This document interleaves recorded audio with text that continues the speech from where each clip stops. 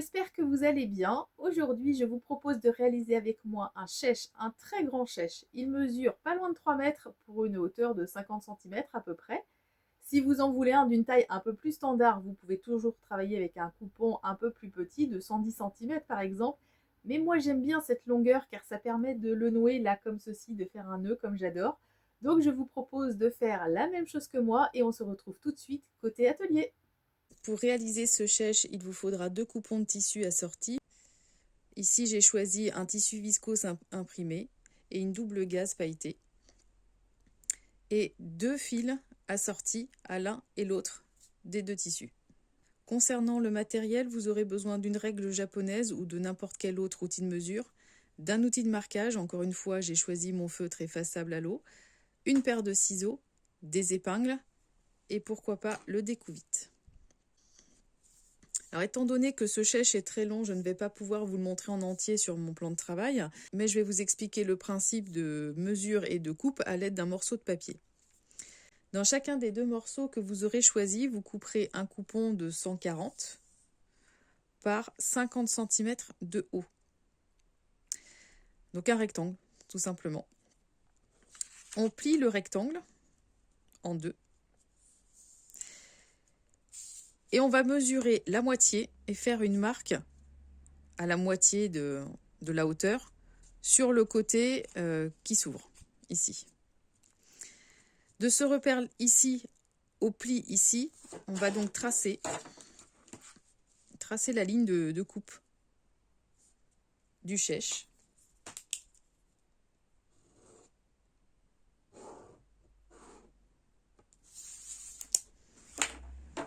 Donc je coupe ici.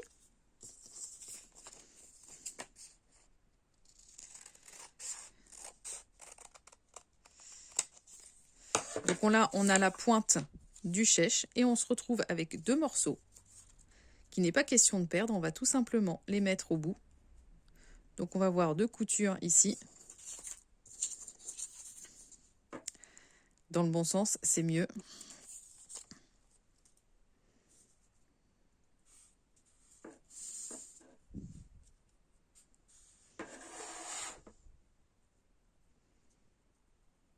Donc voilà. Voilà le chèche une fois qu'il est entièrement terminé. Sur le premier coupon de tissu, j'ai d'abord épinglé les côtés. Et avec ma règle, je vais mesurer donc 25 cm, la moitié des 50.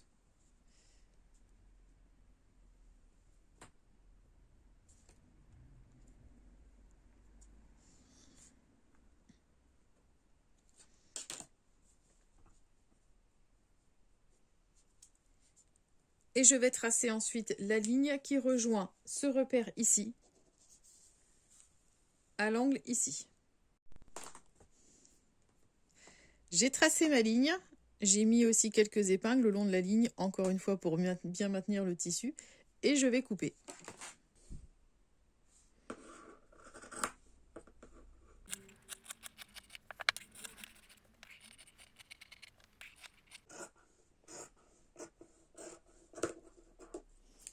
Une fois que c'est coupé, je vais mettre de côté donc mes 2 triangles, je vais ouvrir mon grand morceau de tissu avec la pointe.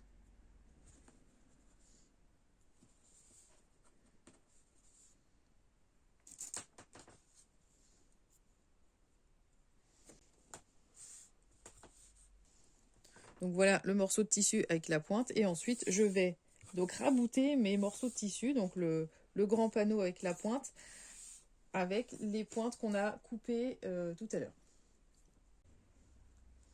Voilà. Donc de ce côté-ci, je vais mettre bout à bout cet ensemble-là. Donc si je reprends mon morceau de papier, voilà ce que je vous ai présenté ici. Et on va mettre cette pointe-là comme ça. On va l'épingler, endroit contre endroit, bien sûr.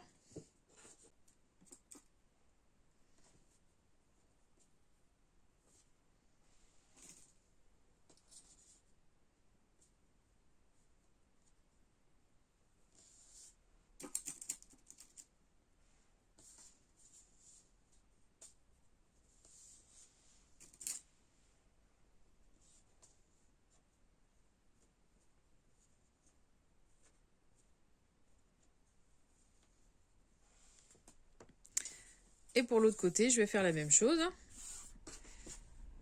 Je vais placer mon morceau de tissu. Donc j'ai déjà ceci qui est fait, décidément.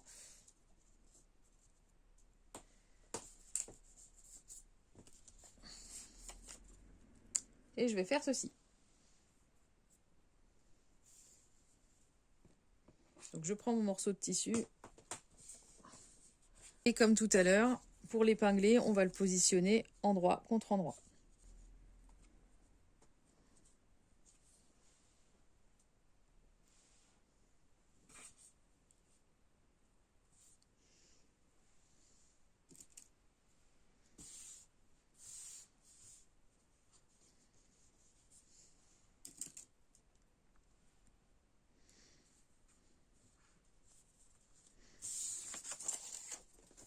Il va me rester donc à coudre ici et de l'autre côté, ici également.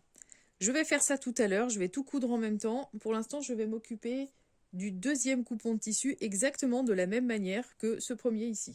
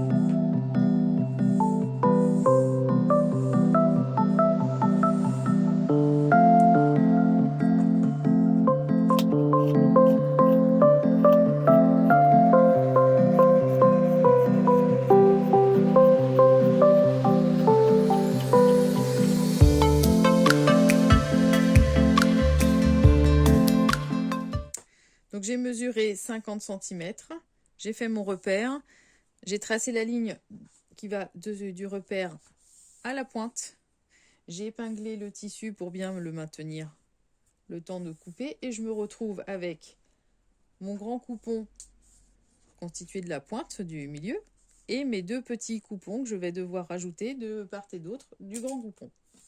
Donc j'ouvre le grand coupon.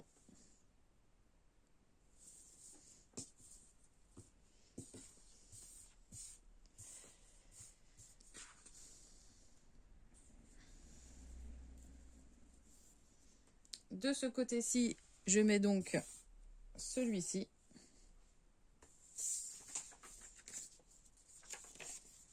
Donc là, je suis en train de faire cette opération-là. Alors autant moi, ça marche bien avec le tissu, mais avec le papier, je ne sais pas pourquoi. Celui de gauche, j'ai toujours envie de le mettre à l'envers dans un premier temps. Bon, le tout, c'est de ne pas se tromper au moment de coudre. Et donc là, maintenant, je vais faire cette partie-là aussi. Alors, avant de faire cette partie-là, je vais d'abord épingler endroit contre endroit. J'en suis à cette étape ici, et j'épingle.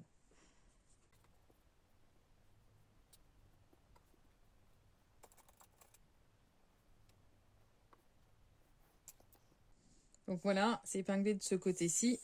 Et je vais passer donc de l'autre côté.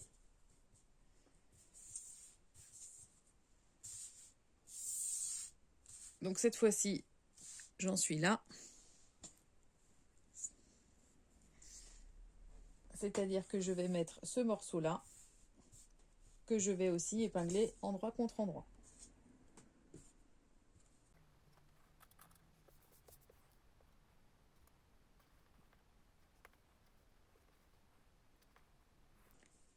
Pour celui-ci aussi, il va me rester à coudre ce côté-là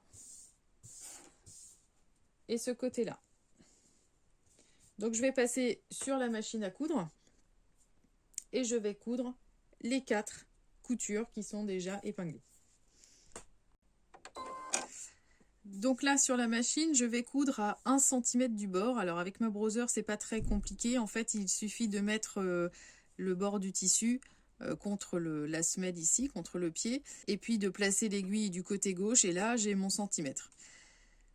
J'ai choisi une aiguille de 80, j'ai choisi un point de 2,5 ou 3, 2,5, 3, peu importe, mais un point assez serré quand même. Je démarre avec 3 points arrière. Là j'ai dû en faire 4 parce que je suis pas au bout, en fait, j'ai mal placé. Je vais jusqu'au bout de ma couture.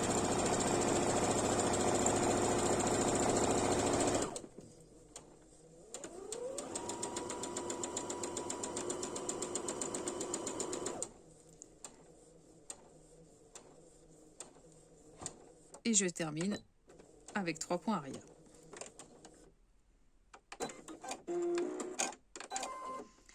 Je vais maintenant coudre l'autre côté sur ce tissu et les 2 côtés sur l'autre tissu et on se retrouve après. Donc là maintenant nos 2 triangles sont formés. Donc on a 2 pièces comme ça qui se tiennent. Et maintenant il va falloir assembler les 2 pièces l'une avec l'autre. Donc pour ça on va placer les 2 tissus endroit contre endroit.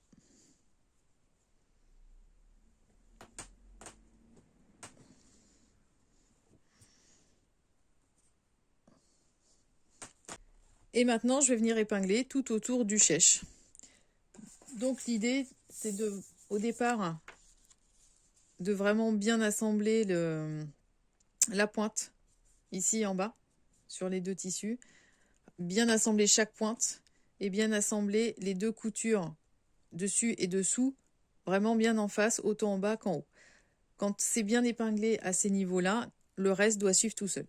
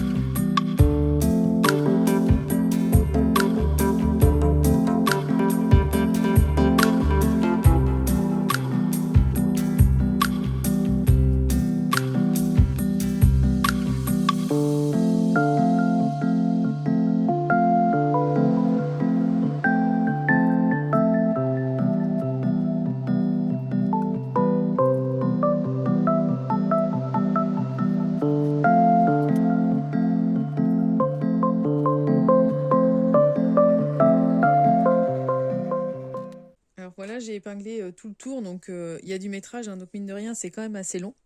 J'ai oublié de préciser que quand on épingle, il faut faire en sorte au niveau des coutures que les coutures soient rabattues à plat.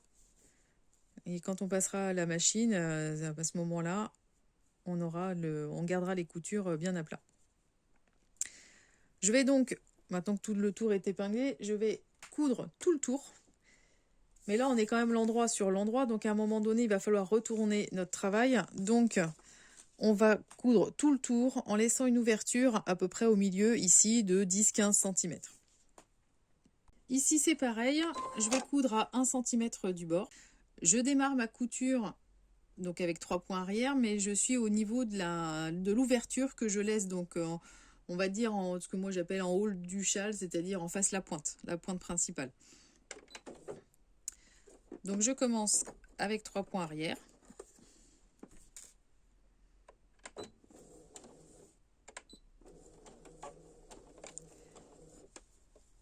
Et je démarre la couture.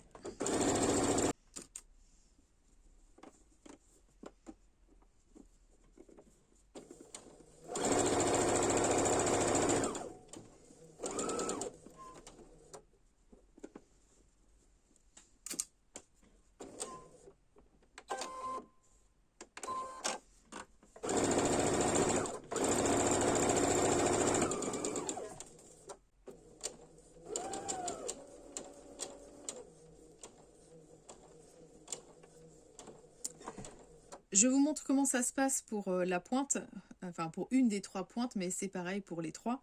Quand on arrive à 1 cm du bord, puisqu'on coud à 1 cm du bord, quand on arrive ici à 1 cm du bord, on laisse l'aiguille plantée dans le tissu, on lève le pied de biche et on tourne. On redescend le pied de biche et on repart sur notre couture.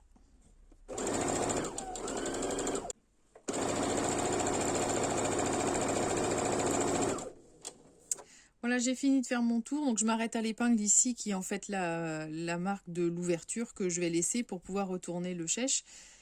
Je termine donc avec 3 points. Et on va retourner tout ça.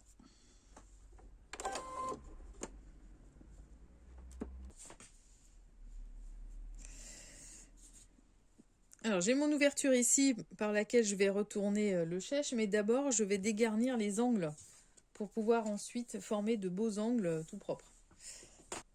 Alors je ne l'ai pas montré tout à l'heure pendant la couture, mais donc j'ai fait l'angle, je me suis arrêtée donc à 1 cm, j'ai fait demi-tour, mais ensuite dans l'angle qui est formé ici, là où il y a à peu près 1 cm d'espace, j'ai fait une couture verticale, enfin qui coupe l'angle. Et ici, avec ma paire de ciseaux, donc je vais couper, parce que je ne peux pas garder une pointe comme ça, je ne peux pas retourner, ça ne fera pas un bord propre, donc je vais couper au bord ici et dégarnir autour. Donc j'ai cassé la pointe en fait avec une petite couture d'1 cm et je viens dégarnir autour. De l'autre côté, j'ai fait la même chose aussi. Donc je viens couper là. Hop.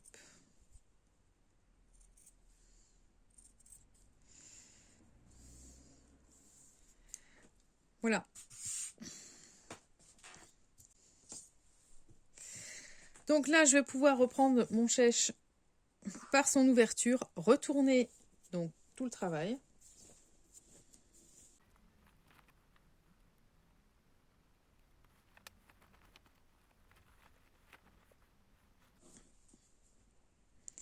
J'en ai pas parlé tout à l'heure, mais au fer à repasser, je vais venir écraser les coutures pour qu'elles soient vraiment bien, pour que les 2 tissus soient vraiment bien placés l'un par rapport à l'autre. Vous voyez comme ça. Donc là, comme ça, là, je sais pas si on voit. Donc je vais venir écraser la couture au fer à repasser de manière à ce que les tissus se placent comme ça l'un par rapport à l'autre.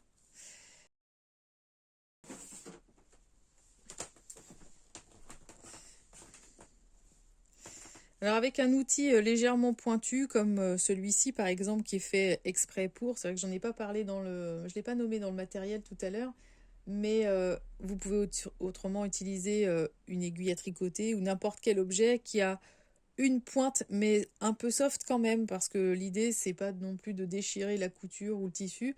Donc la pointe d'une paire de ciseaux par exemple c'est pas forcément une bonne idée.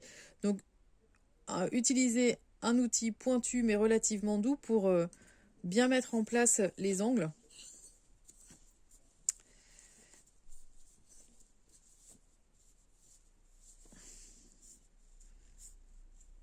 Ce qui n'est pas évident en fait ici. Donc voilà, on fait ressortir l'angle le plus proprement possible. On fait la même chose de l'autre côté. Exactement la même chose aussi avec la pointe du chèche. Et après ça, j'en ai pas parlé dans le matériel, mais bien évidemment, on va avoir besoin du fer à repasser pour bien écraser la couture ici, pour que les 2 tissus se placent le mieux possible l'un par rapport à l'autre. Voilà, on va venir écraser la couture comme ça au fer à repasser. Et ensuite, on va se retrouver sur la machine à coudre pour la surpiqûre. Donc là, avec le fer, j'ai terminé d'écraser les coutures et en même temps, j'ai placé les 2 tissus bord à bord enfin, au niveau de l'ouverture, puisqu'il va falloir refermer. Donc là, je suis en train d'épingler l'ouverture.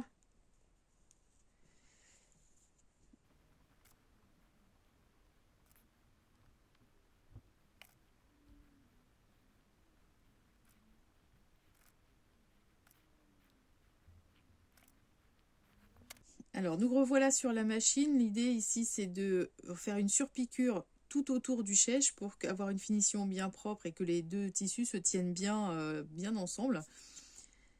Là, j'ai choisi de coudre un côté vert, donc je vais avoir un fil vert et j'ai un côté qui est plutôt, on va dire, essentiellement crème, donc j'ai choisi pour ce côté-ci un fil crème.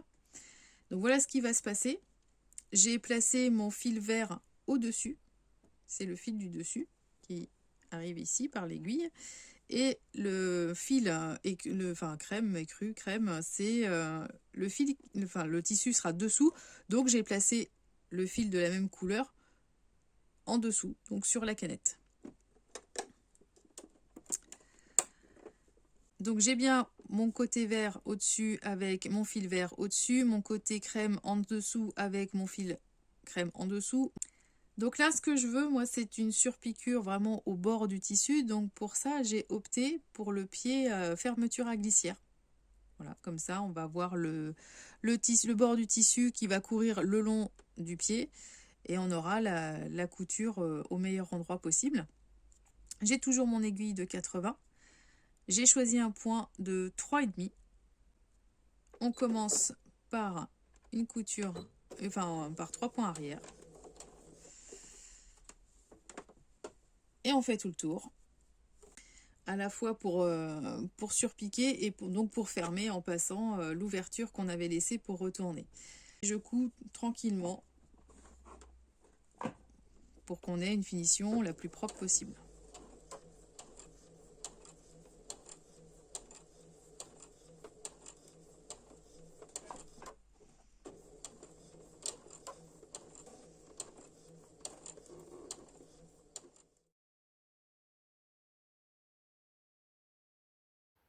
Voilà, libre à vous de réaliser les plus beaux chèches à votre goût. J'espère que ce tuto vous a plu.